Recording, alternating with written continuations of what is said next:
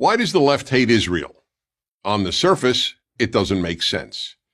Israel is a liberal democracy. It extends full rights to women, to gays, and to its many Arab citizens. Like all countries which are made up of flawed human beings, Israel is flawed. But compared to most countries, not to mention its neighbors, it is a civil rights paradise. So why does the left hate Israel? The reason is that the left, and as I always emphasize, I am talking about the left, not about liberals, is not guided by a moral compass. It is guided by three other compasses: a power compass, a race compass, and a class compass. Let's begin with the power compass. Instead of evaluating people and nations on the basis of right and wrong or good and evil, the left evaluates them on the basis of weak and strong. If you're weak, you're good. If you're strong, you're bad. Israel is strong, therefore it is bad. America is strong, therefore it is bad. The Palestinians are regarded as weak, therefore they're good. When you're guided by a moral compass, you don't ask who's strong and who's weak. You ask who's morally right and who's morally wrong. 50 years ago, Israel was not a big issue for the left. Why? Because it was perceived as weak. But after the 1967 Six-Day War, in which Israel achieved a stunning military victory, it all changed. Israel became strong, so Israel became bad. And the Palestinians were weak, so they became good.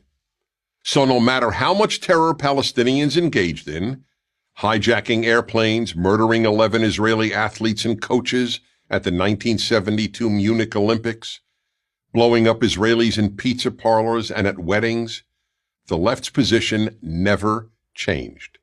Palestinians good, Israel bad, because the Palestinians were weak and Israel was strong. That's one of the three ways the left judges the world. You can test this theory in other ways. Why is the United States bad? Because it's strong. And third world countries that oppose the United States are good.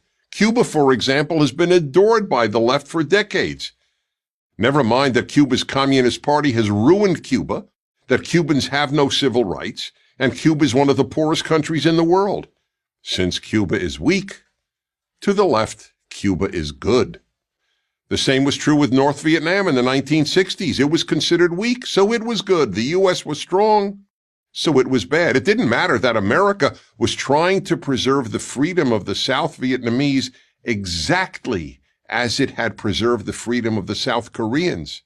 The U.S. was strong, so it was bad. Which brings us back to Israel.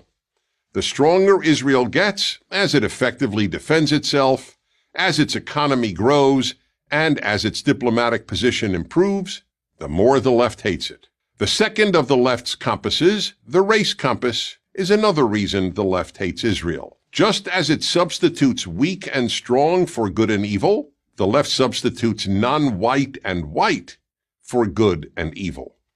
The left doesn't judge people by their actions, but by their race. That's why, for example, the left asserts that a black person cannot be a racist. Only a white person can be a racist. And that provides the second reason Israel is labeled evil. Israelis are considered white, and Palestinians are not white. Never mind that more than half of Israel's population is not white. The result? The left essentially ignores Palestinian terror and loudly condemns Israel's responses to terror. Now to the left's third compass, the class compass. This is the third way in which the left replaces traditional Western and Judeo-Christian categories of good and evil. Instead of judging people's actions by the same moral yardstick, that of good and evil, the left judges people's actions based on their economic class. Rich people in rich nations are bad, poor people in poor nations are good. This began with Karl Marx, who divided the world by economic class, not moral behavior. To Marx and to Marxism, good and evil is entirely class-based. Good is defined as workers, evil as owners. And that is the third reason for the left's hatred of Israel and of America. They are both wealthy. As fewer and fewer people perceive the world in terms of good and evil, substituting a power, race, or class compass for a moral compass, you will inevitably get more evil and more hatred of the good, beginning with Israel and America and ending with Western civilization. I'm Dennis Prager. Thank you for watching this